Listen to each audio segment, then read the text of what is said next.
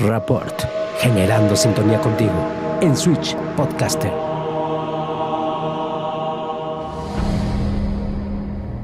Gracias por estar de regreso aquí con nosotros en Rapport, este podcast donde queremos generar sintonía contigo y platicamos siempre con invitados extraordinarios, pero sobre todo apasionados de cada tema.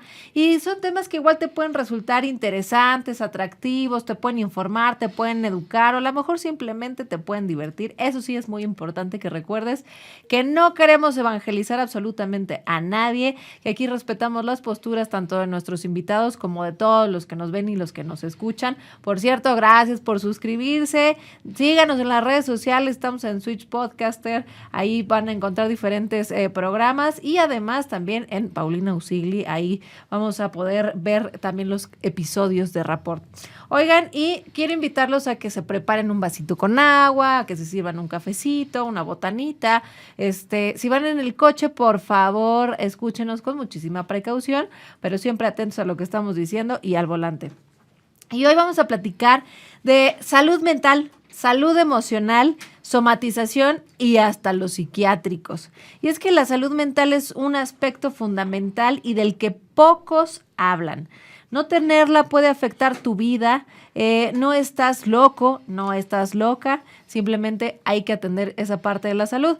De acuerdo con el censo del 2020 realizado por el INEGI a lo largo del territorio nacional, hay 1.590.583 personas con algún problema o condición mental. 54% son hombres y 46% son mujeres. Pero para platicar de este tema nos acompaña hoy un médico cirujano especialista en psiquiatría, fue investigador en el Instituto Nacional de Psiquiatría y es cofundador del Instituto Mexicano de Medicina Psicosomática, el doctor José Juan Sánchez Báez. Bienvenido, doctor. Gracias, Paulina. ¿Cómo está, Galo? ¿Cómo lo trata el tráfico de esta ciudad? Como todos, muy bien. De la patada, ¿verdad? Oiga, a la mayoría de la gente se le ponen los pelos de punta cuando se le menciona que acuda al psicólogo o al psiquiatra, porque automáticamente ubicamos a una persona loca, como se le denomina, es decir, a una persona con una enfermedad mental. Sin embargo, la salud mental o la salud emocional es una parte que ya tenemos muy abandonada. Y entonces, quiero que nos platique, por ejemplo, para empezar, ¿qué tan importante es la salud mental? Bueno, tan importante es que todos tenemos una mente, o lo que llamamos mente, y la mente está relacionada con todo. O sea, no hay una parte de la vida humana que no se relacione con la mente, o lo que llamamos mente. Uh-huh. Sí, el problema de la mente a lo largo de la historia de la humanidad es que la mente se ha separado del cuerpo, más en la cultura occidental. Uh-huh. De ahí viene el grave problema de que cuando nosotros nos referimos a salud mental, queda separada de la salud física, y eso es falso.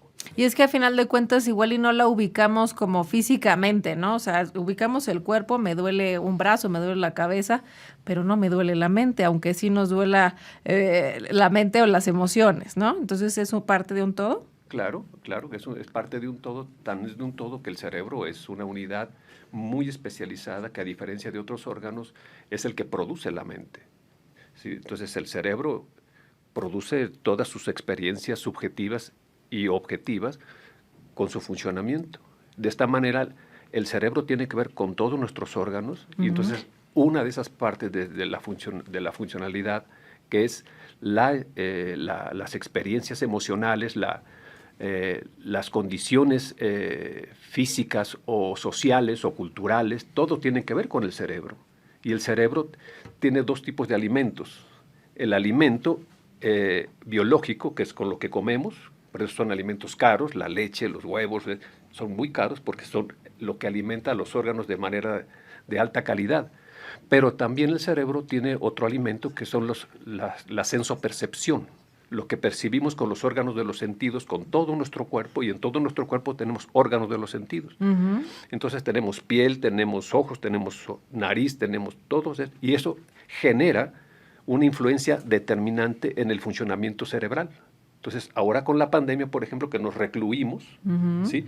Nuestro cerebro, es decir, nuestro cuerpo, es decir, toda la persona, nos retiramos de la vida social y pagamos el costo.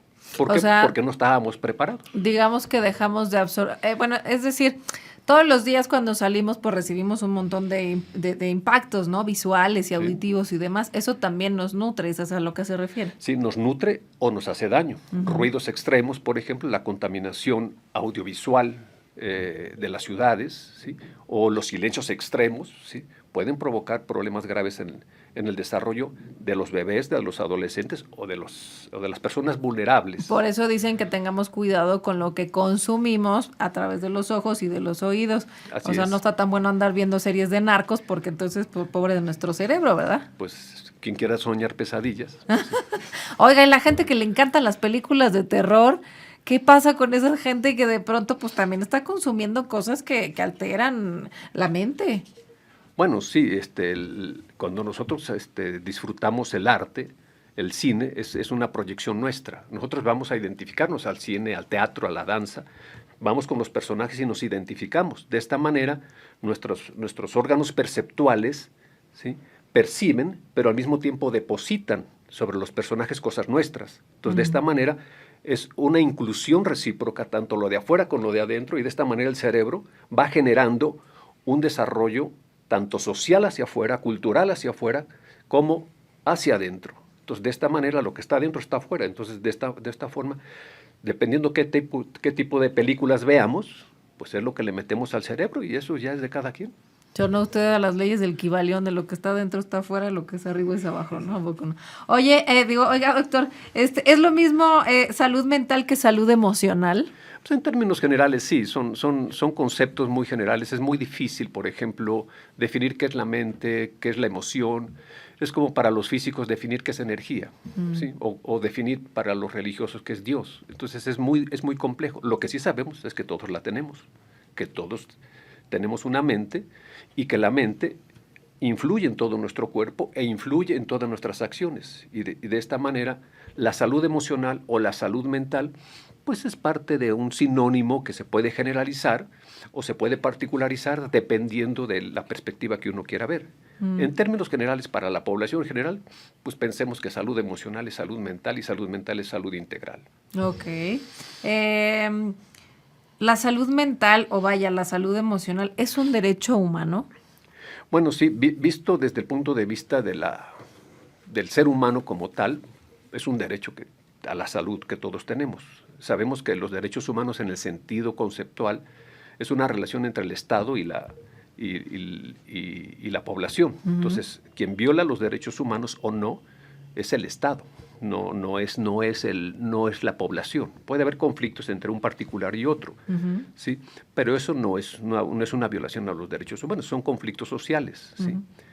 Pero como derechos que tenemos todos, derechos a la alimentación, derechos a la enseñanza, derechos a la educación, derechos al arte, a la felicidad, al gozo, pues la salud mental es un derecho humano esencial para todos. Sin eso no podemos vivir, no hay manera de vivir sin salud mental.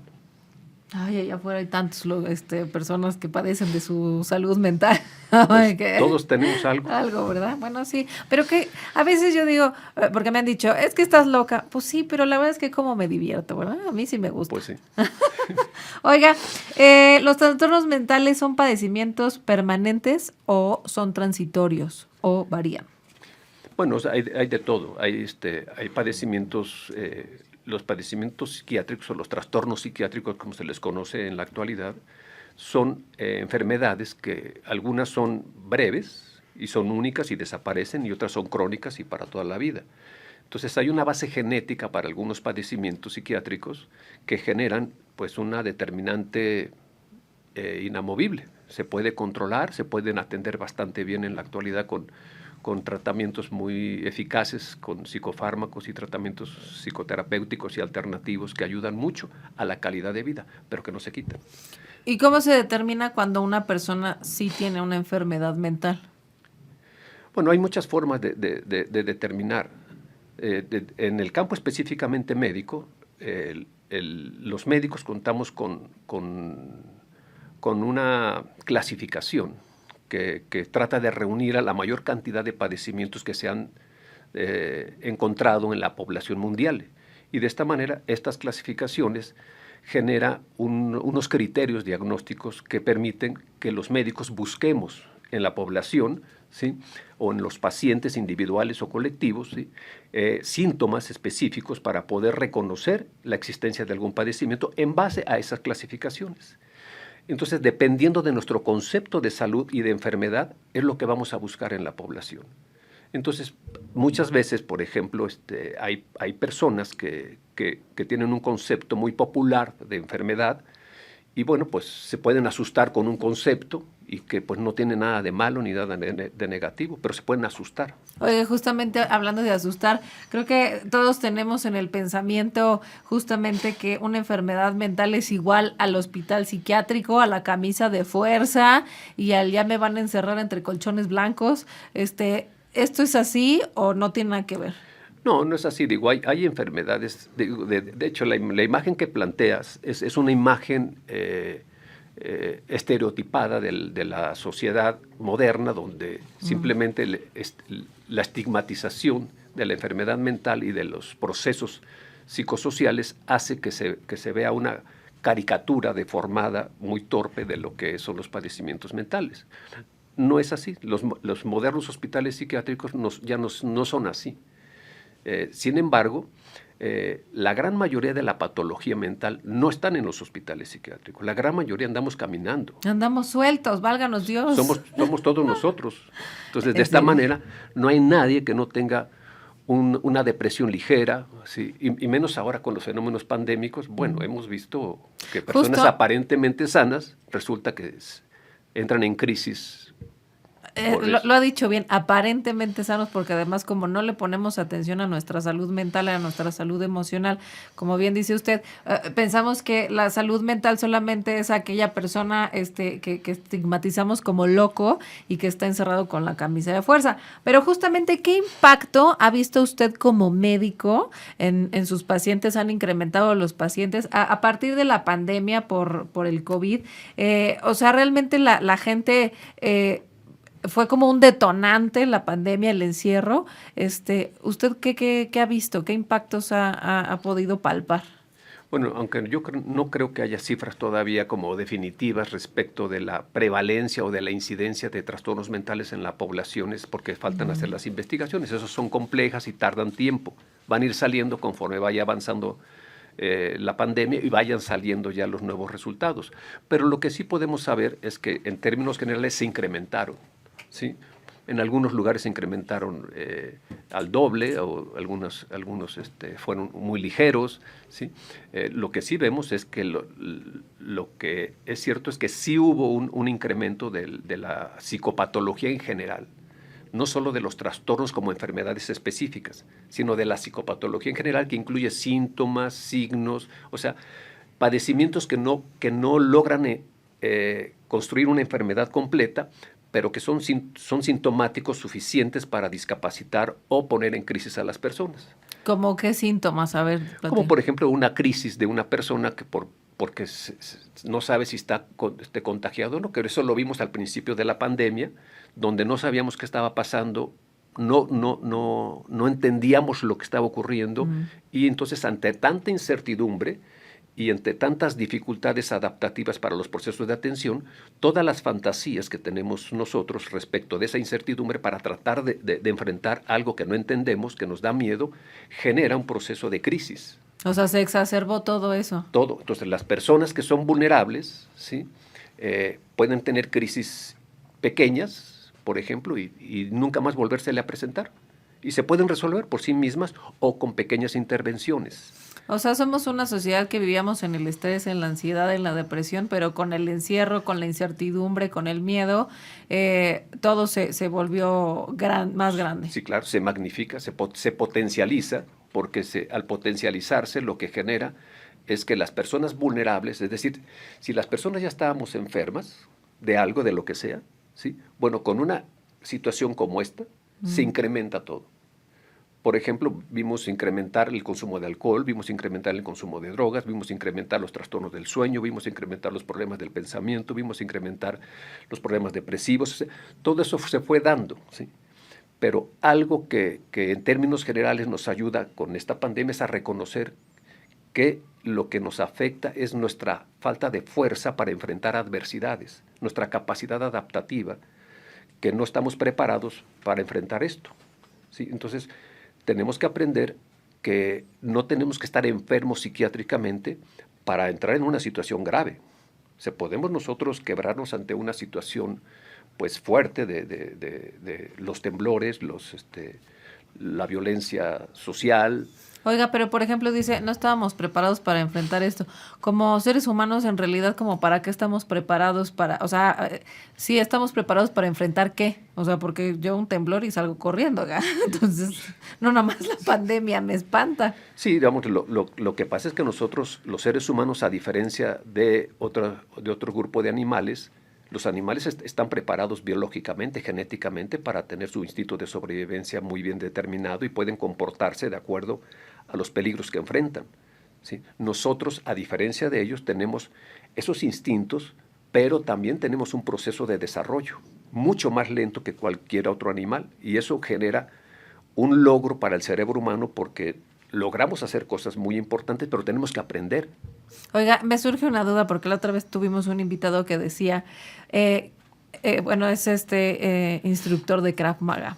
Entonces decía, una mamá, cuando ve en peligro a su hijo, bueno, se vuelve una leona, ¿no? Y es capaz de hacer un montón de cosas.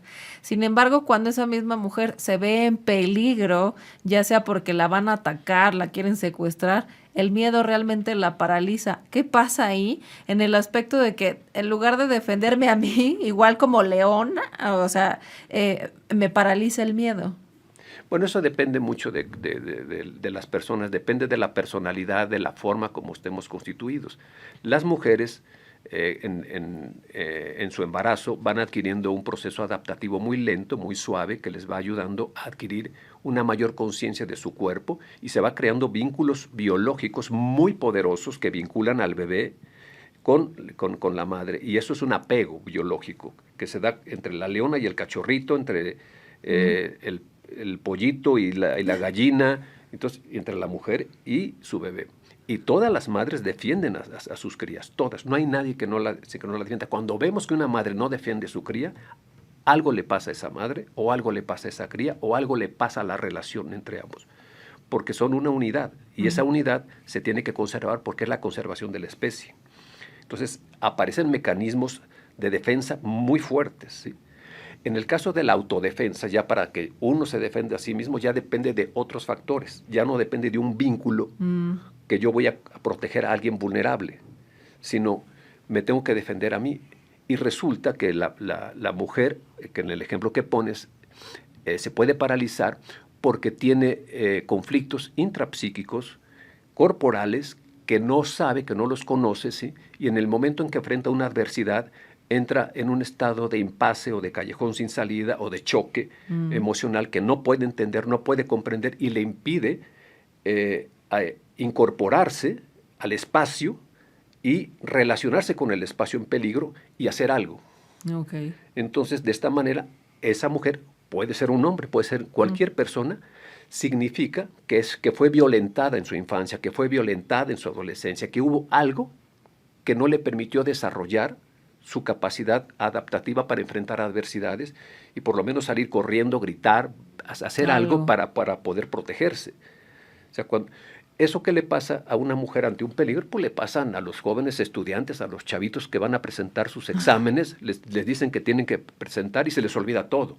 Y eso de alguna manera también nos pasó en la pandemia, o sea, digamos que veníamos arrastrando un montón de cosas y al momento del encierro, al momento de tener que convivir con el marido 20 horas, o sea, llegó el punto donde, o sea, exacerbó la depresión, la ansiedad, en mucha gente potenció los suicidios, los divorcios o...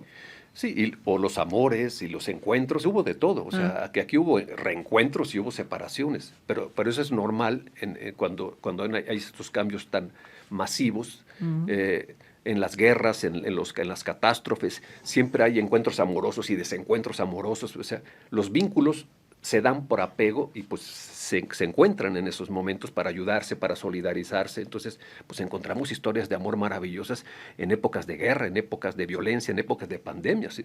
Nosotros vivimos eso también. ¿Sí? Entonces, pero No, pues, Vivimos doctor, también lo contrario. cuéntenos historias de éxito, porque aquí nada más hemos sabido puras historias de fracaso con la Bueno, pandemia. por fortuna sí hay historias agradables, o sea, pero eso digamos que se lo vive cada persona. Aquí lo importante es, esto que planteas es, tú dices la palabra encierro, ¿sí? Las autoridades sanitarias jamás mencionaron la palabra encierro. Sin embargo, ¿sí? En la cultura mexicana, cuando nos dicen, hay un retiro sanitario, todos en casa, Guárdense. ¿sí? En la mente inconsciente del mexicano es, vamos a encerrarnos. Y entonces el encierro es muy peligroso porque entonces yo me encierro, yo estoy en una cárcel. Entonces, no, el retiro sanitario es una medida higiénica, no es una cárcel. Fíjese qué interesante, porque de veras todos hemos pensado que vivimos un encierro y en realidad tiene razón. Guárdense, un retiro sanitario, un aislamiento por cuestiones de salud, pero eso no quiere decir que estás encerrado y tu vida se acabó. Por eso tenemos que ser muy cuidadosos con la salud mental, con los fenómenos psicosociales, que tenemos que incorporarlos a todo el proceso de atención médica. O sea, lo que es médico debe de incluir todo, o sea, no puede incluir partecitas. ¿Sí? Los especialistas somos especialistas, sí, pero requerimos incorporarnos con todos los demás. ¿Por qué? Porque si no, entonces cogemos a pedazos a las personas y eso fragmenta la atención. Y entonces lo que vemos es que cuando vienen las medidas sanitarias de urgencia como estas, por ejemplo, que son atinadas, así son, así se han hecho durante muchísimos años, son las medidas que han dado resultados, y bueno, pues México no fue la excepción, hicimos nuestro trabajo de retirarnos, pero si no consideramos los factores culturales y cómo nosotros interpretamos, entonces resulta que interpretar la palabra retiro sanitario, cambiarla por encierro, significa que la población mexicana está acostumbrada a una cultura masoquista de sufrimiento. Y entonces sí. de ese momento genera un sufrimiento innecesario. Y ese sufrimiento innecesario crea un dolor que no debió haber existido nunca. Sin embargo, ¿cómo fue eso? Que yo interpreto encierro. Y entonces como interpreto la vida, la vivo. Entonces de esa manera llega un momento en que me harto de estar encerrado porque no sé qué hacer conmigo mismo en casa. Uy, es decir, gente, no podemos estar con nosotros mismos. Exacto. Es decir, estamos distraídos hacia afuera, viendo lucecitas, escuchando podcasts. ¿Sí? Entonces, de esta manera, pues, nos distraemos hacia afuera. Tenemos que distraernos hacia adentro. O sea, necesitamos saber quiénes somos para poder relacionarnos con el espacio exterior. Entonces, de esta manera, el encierro como concepto nos movió. Nos obligó a voltearnos a ver. Como si estuviéramos castigados. Es como si papá o mamá nos hubiera dicho, están castigados. El latino que tuvo este manejo de la pandemia fue que jamás fue obligatorio el uso del cubrebocas, jamás fue obligatorio el retiro sanitario. No. ¿Por qué? Porque los mexicanos somos muy sensibles a eso, pero muy sensibles. O sea, nos regañan y bueno, estamos ofendidísimos. Mal, ¿sí? Entonces, ya de por sí, las personas al retirarnos y hacer eso con nosotros mismos, porque nosotros lo hicimos, interpretar de esa manera nuestro retiro sanitario, llega un momento en que nos aburrimos en el interior de casa. Oiga, ¿por qué es tan difícil pues realmente convivir con uno mismo y aceptarse? O sea, ¿por qué hay gente que de verdad parece que no se soporta ni ella misma? Sí, porque es parte del desarrollo psicosocial de la modernidad. En la modernidad, la cultura actual occidental, pues estamos perdidos. Está cada vez más violentada las personas en su experiencia subjetiva, en su alma. Entonces no enseñamos a los niños a ser felices, los enseñamos a hacer tareas, a hacer cosas aburridas, tediosas, o sea... O si no, ya está en el celular y diviértete con eso. Y ahora tenemos el problemón de las adicciones a los celulares, o sea es grave esta situación porque no podemos estar con nosotros mismos porque nuestra cultura, es decir, la relación con nuestros padres, la relación con nuestras escuelas, todo es hacia afuera. Nada es hacia adentro, entonces todo nos exige, nos presiona, entonces tenemos que hacer esto, tenemos que hacer aquello, tenemos, y eso genera una exigencia que nos obliga a comportarnos de una manera que no nos permite ser nosotros mismos. Entonces, de repente, nos piden que nosotros seamos nosotros mismos, pero no podemos. Ni sabemos de un día cómo. para otro, pues no. Ay, doctor. Oiga, y bueno, ante una enfermedad mental, pues para las familias es más fácil en ocasiones deshacerse del problema yendo a botar a su familia a un hospital psiquiátrico, pero hay quienes realmente pues sí necesitan ser internados, otros no. Entonces, pues ya sabemos ahora, bueno, no sé si ustedes sepan, les voy a comentar que justamente pues nuestro querido gobierno, ¿verdad?, decidió que se van a cerrar las instituciones psiquiátricas. Si esto es cierto, no es cierto, cuéntenos usted desde su experiencia, lo que usted sabe, digo, para que no vaya yo a meter la pata diciendo cosas que no, si se van a cerrar, no se van a cerrar, o cuál es el proceso ahí. Yo desconozco eso, no. En primera no lo creo. No creo que se vayan a cerrar ninguna institución psiquiátrica. Eso es una locura. O sea, ya lo hicimos en el pasado. A ver, cuéntame esa historia. No solo en México, sino en el mundo. Ajá. Pues la estigmatización de los enfermos psiquiátricos ha sido siempre. O sea, siempre a lo largo de la humanidad, el loco ha sido la persona que se le hay que excluírsele, hay que sacársele, porque pues finalmente es una carga social. ¿Por qué? Porque se vive como alguien improductivo, algo que no trabaja, que no genera, y entonces pues es una carga. Uh-huh. Entonces, cuando se viven las personas como una carga, entonces hay que deshacerse de la carga, porque para avanzar pues hay que soltarlo, ¿sí? Ya en épocas muy remotas, en la Europa antigua, vieja, ¿sí?, existía la nave de los locos, okay, que se subían a los enfermos mentales y los soltaban. Pues a ver dónde paraban. ¿En serio? Entonces, sí, bueno, la Santa Inquisición no quemó a tantas mujeres padeciendo de histeria, ¿sí?, acusadas de hechicería, uh-huh, con un diagnóstico de un librito que hicieron los padres dominicos, que eran el Maleus Maleficarum. Y a lo mejor tenían esquizofrenia y no eran Así es. ningún embrujo ni nada. Así de eso, ¿ah? Sí. Pobre y la gran mayoría fueron mujeres, o sea, uh-huh, no estamos hablando, alguno que otro fue hombre, pero la gran mayoría fue el cuerpo de la mujer, o sea, el cuerpo del pecado, el cuerpo del deseo. Entonces viene la estigmatización. Entonces las sociedades modernas vienen cargando toda esta cultura que no ha podido evolucionar como quisiéramos. En la actualidad es mucho más generosa, eso es cierto, ¿sí? Y bueno, en la época moderna, todo lo que no tenga un valor monetario, uh-huh, ¿sí?, simplemente hay que deshacerse de ellos. Entonces resulta que la salud es una carga. Nunca ha sido una carga la salud. Claro que la salud cuesta. Uh-huh. Alguien la tiene que pagar. Bueno, pues entre todos los mexicanos y entre todos los ciudadanos, pues hacemos nuestra ronchita, pagamos impuestos, pagamos y hacemos una colectividad y hacemos hospitales para atender la salud, porque es cara. Uh-huh. O sea, tenemos que aceptar que no es una carga gastar en eso. Es una inversión en la felicidad, en el gozo de las personas, que nos sintamos seguras, que nos sintamos contentos, que no tenemos que angustiarnos porque estamos enfermos. Uy, doctor, pero pues es que la verdad es que ahora sí nos ha tocado que nos quiten las medicinas para el cáncer a los niños y demás. Y justo le decía lo de, porque está la reforma a la Ley General de la Salud, que eso es lo que dice en los periódicos, eliminan en su totalidad a los hospitales psiquiátricos en México y pone en peligro la estancia de más de 100,000 personas que se encuentran internadas en estos centros. Muchos de ellos no cuentan con ningún familiar o en el peor de los casos se encuentran en completo abandono. Esto es que ya no quieren tener o mantener, ¿no?, a los enfermos que están internados, que van a ser atendidos de manera parcial en un hospital como de atención general, pero pues después vaya usted a su casa o tómese usted su pastilla, lo que puede incurrir en un problema, porque pues las personas que realmente tienen una enfermedad mental, pues igual y no saben adecuadamente a qué hora tomarse la pastilla o demás. Bueno, no he leído estos cambios a la ley general de salud, pero en todo caso lo que dices, no desaparece la atención psiquiátrica.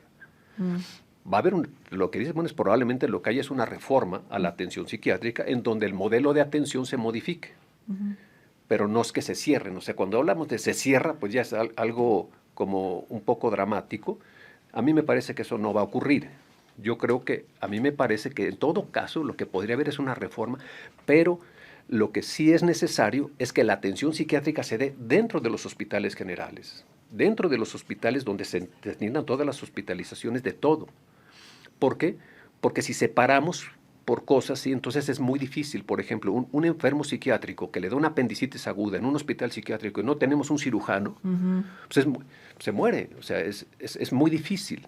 Entonces, los hospitales psiquiátricos, durante muchos años, al quedar marginados de la atención médica en general, padecieron enfermedades que eran fácilmente atendibles y sufrían mucho. Entonces, aquí lo que necesitamos es la integración de los servicios que permita que todas las especialidades estén unidas para atender eficazmente a cualquier persona. Entonces, una urgencia médica de cualquier tipo, bueno, pues puede ser una urgencia cardiológica, una urgencia ginecológica o una urgencia psiquiátrica. Okay. Y los médicos tenemos que estar preparados para eso. ¿Por qué? Porque no alcanzamos los psiquiatras para toda la población. Eso no, de hecho hace no hay falta manera. Especialistas, ¿no? Sí, de todos ha habido, sí, pero más de los psiquiatras y de algunas especialidades que somos muy poquitos. Oiga, doctor, y respecto a la salud emocional, digamos, entremos como más en materia de esto. Por ahí dicen que el cuerpo habla lo que la mente calla, ¿no? Entonces, ¿qué es somatizar? Somatizar es la expresión corporal física de una condición psicosomática, de la relación mente-cuerpo, que no permite que la persona resuelva por sí misma un fenómeno de impasse o un fenómeno de atolladero. Y entonces, de esta manera, al no poderlo resolver, ¿sí?, genera la somatización. Y la somatización ya depende del órgano blanco, es decir, de la parte del cuerpo que puede ser más afectada. Hay partes de nuestro cuerpo, o órganos o sistemas que son más fácilmente afectadas por el estrés que otros. Entonces, la piel, el sistema cardiovascular, el sistema digestivo, pues tenemos muchas molestias fácilmente por el estrés. Entonces, o sea, en palabras más cristianas, doctor, o sea, si yo tengo un problema emocional que no estoy sabiendo resolver, mi cuerpo lo va a somatizar, es decir, me va a empezar a doler algo de mi cuerpo. no necesariamente, porque si yo tengo un problema emocional, pero puedo manejarlo, ¿sí?, no tengo problema. O sea, mi mente es capaz de entender eso. Pero cuando mi mente, ¿sí?, no entiende, no comprende o tiene un pensamiento obsesivo que le está dando vueltas y lo lleva a un callejón sin salida o a una zona de laberinto que está pregúntese y genera estados de estrés por estar piense dándole vueltas, en ese momento se genera una incertidumbre que el cuerpo no puede manejar porque se liberan una cantidad enorme de sustancias químicas que tienen que ver con el estrés. Y ese estrés psicosocial que vemos afuera, adentro pues son sustancias químicas que hay una alteración, bárbara, ¿sí? Y de esta manera, una de ellas es el estrés oxidativo, el exceso de oxígeno que entra a las células y llega hasta los genes. Y pues si le pega al páncreas, pues a lo mejor le da diabetes, pero si le pega a la piel, a lo mejor le da una psoriasis o una dermatitis atópica o una dermatitis alérgica, etc. O sea, hay muchas enfermedades psicosomáticas que no son de origen psicológico, son de origen de mente-cuerpo, que la persona al enfrentar una condición no puede por sí misma resolverlo. Okay. Y entonces el cuerpo entra al quite. Oiga, ¿y qué síntomas puedo tener si estoy somatizando? Es decir, si yo ahorita no... Yo digo, yo estoy a todo dar, aunque realmente no, y entonces mi mente está jugándome chueco, ¿qué síntomas empiezo a tener? O sea, igual puede ser ansiedad o ya algo físicamente. Bueno, sí, siempre las somatizaciones van acompañadas de muchos síntomas, de ansiedad, de depresión, de inseguridad, de culpa, de vergüenza. Siempre hay una también. Sí, la gastritis es típicamente los procesos gastrointestinales digestivos funcionales son producto de estrés. Ahora, pero nosotros para poder reconocer eso, antes la persona estuvo expuesta a algo que ella identifica como una situación difícil, un problema emocional, algo que no pudo resolver, ¿sí?, y que le generó una situación de adaptación que no fue exitosa. Todos los procesos de somatizaciones son procesos de adaptación no exitosa. Algunos son de fracasos adaptativos muy graves, donde hay padecimientos muy graves. Okay. Oiga, ¿y qué tan cierto hay que el estómago es el segundo cerebro o en todo caso el primer cerebro? No sé, usted dígame. No, pues en todo caso, el tubo digestivo en sí, hay mucho cerebro, digamos. Y porque la flora intestinal, o sea, la microbiota, o sea, la cantidad de bacterias que tenemos en nuestros intestinos, tienen una relación pero enorme con el cerebro. Entonces, el tubo digestivo tiene directo, es pase directo al cerebro y tienen una relación constante de tal forma que entre el cerebro y la microbiota intestinal se ponen de acuerdo para poder generar bienestar o enfermedades, dependiendo de cómo tratemos a nuestro intestino. Oiga, ¿qué tan grave puede ser somatizar? ¿Puede llevar a alguien también al suicidio o no? No necesariamente al suicidio, sí lo puede llevar, claro, pero lo más frecuente que vemos es a la muerte por otros padecimientos, es decir, por condiciones médicas. Por ejemplo, una persona que se infarta, ¿sí? Pues porque se estresó. Sí, lo que vemos, los padecimientos cardiovasculares que vemos en personas entre los 40, 50 años, 35 años, por ejemplo, sí, que trabajan una barbaridad, que no disfrutan muchas cosas, que están metidos en como si fuera una fábrica constante de hacer cosas, resulta que de repente corren y se infartan. Bueno, todo eso es estrés y todo es una somatización que lo puede llevar a la muerte.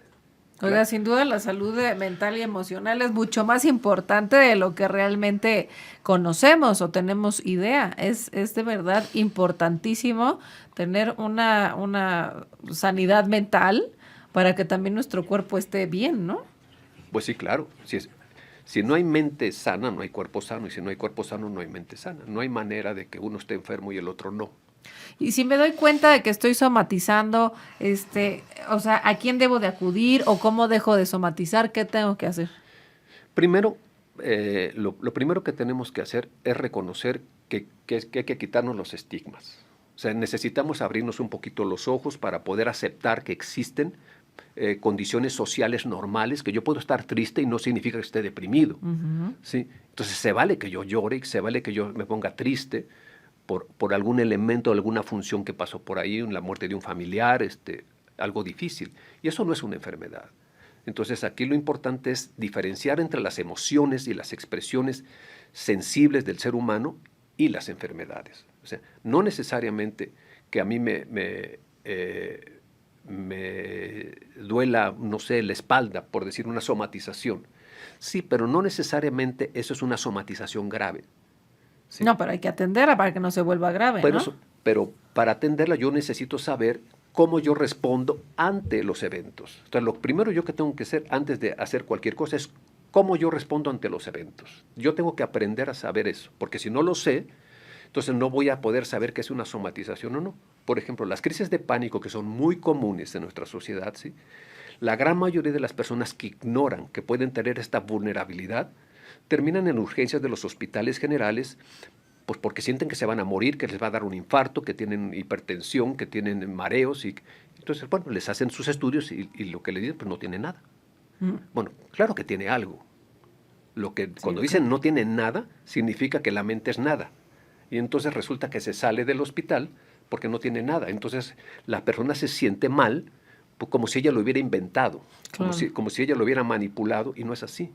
Entonces, las personas tenemos que aprender a autodiagnosticarnos a través de incrementar nuestros conocimientos y que pues programas como que ayuden a la población a poder reconocer que existen padecimientos, condiciones que podemos nosotros por sí mismos, sin ser médicos, sin ser psicólogos, atendernos.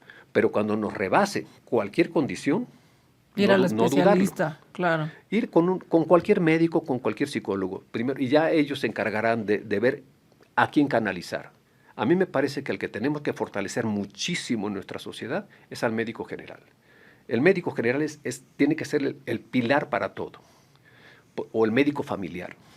¿Sí? Esos son las personas más importantes en los sistemas de salud, porque son los que reciben a estos pacientes, son los que miran a estos pacientes y son los que pueden resolver muchísimas cosas junto con la comunidad. ¿Sí? Los especialistas estamos en otro nivel que tenemos que aceptar, pues que no podemos nosotros pues atender a todos. ¿Sí? No, claro.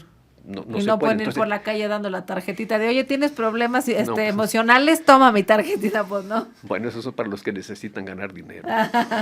Oiga, doctor, y ya para ir cerrando esta plática, ¿qué consejos nos da usted a quienes nos ven, a quienes nos escuchan, para que pueda tener una buena gestión de las emociones y justo que tenga este autoconocimiento del que habla y decir, no, creo que sí algo me está pasando? Uno, no estoy loco, no tengo una enfermedad mental diagnosticada porque no necesito un medicamento, pero sí me está pasando algo y entonces necesito buscar ya sea un psicólogo o a un psiquiatra. En este caso, ¿qué consejos nos da para tener una mejor gestión emocional?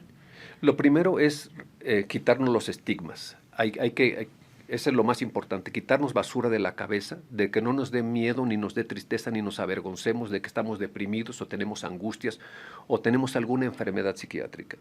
Tenemos que quitarnos de eso, porque es la mejor manera de poder atender. No podemos nosotros cuidarnos o atendernos si nosotros tratamos de ocultar la realidad. Tenemos que enfrentar la realidad y pues ni modo, si es una realidad fea, pues así fue.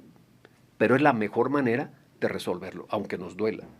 Y entonces nos quitamos estigmas y entonces ahora sí, nosotros podemos, si yo no entiendo lo que me está pasando, tengo que recurrir a un médico, a un psicólogo, alguien que me pueda ayudar a ponerle palabras a lo que yo siento, porque muchas veces no podemos ponerle palabras. O sea, las angustias pueden ser tan fuertes o tan intensas en un momento, aunque no sean tan graves, que la persona no puede entender qué le está pasando. Y entonces, por más que le preguntan, bueno, ¿y dónde le duele o qué le pasa? Bueno, es que no sé, es que me siento raro y es que, pues raro, pues, ¿y cómo es raro? Pues raro, no me siento bien. Y entonces, le cuesta mucho trabajo ponerle palabras a lo que siente. Entonces, lo que yo les sugiero pues, es simplemente pues, que escuchen programas como que lean, que le pregunten a sus médicos, que las mujeres pregunten a sus ginecólogos, a sus ginecólogas, que los pediatras le pregunten a los pacientes, que los pacientes le pregunten a los pediatras para que puedan establecer relación con los niños, ¿sí? Con los maestros, es decir, con cualquier persona que tenga relación directa con un ser humano, es necesario establecer un vínculo que nos ayude a detectar, a reconocer, ¿sí? Padecimientos o condiciones psicosociales que nos ayude a prevenir y en todo caso a tratar. Pero quitarnos estigmas. Siempre preguntar. Oiga, doctor, pues ya para finalizar, le voy a hacer una serie de preguntas que quiero que me conteste rapidísimo, ¿eh? No, eso no se vale. ¿Por qué? Porque es al revés. Los psicoanalistas hacemos las preguntas al revés. No, pero aquí queremos conocer al invitado, a ver qué nos cuenta de su gestión de emociones, a ver si es cierto. A ver si es cierto que usted lo controla igual. No es cierto. Lo primero que se le venga a la mente, eso me contesta rapidísimo, ¿ok? ¿Quién es José Juan un domingo cualquiera? Una persona que intenta disfrutar como cualquier otro día, todos los días. Muy bien. ¿Cuál es su palabra favorita? Amor. ¿Cuál es la palabra que menos le gusta? Odio. ¿Qué lo enciende o lo motiva, ya sea creativamente, espiritualmente o emocionalmente? La vida humana. ¿Qué lo apaga? La violencia. ¿Cuál es su grosería preferida? Cabrón. ¿Cuál es el ruido o sonido que prefiere? Back.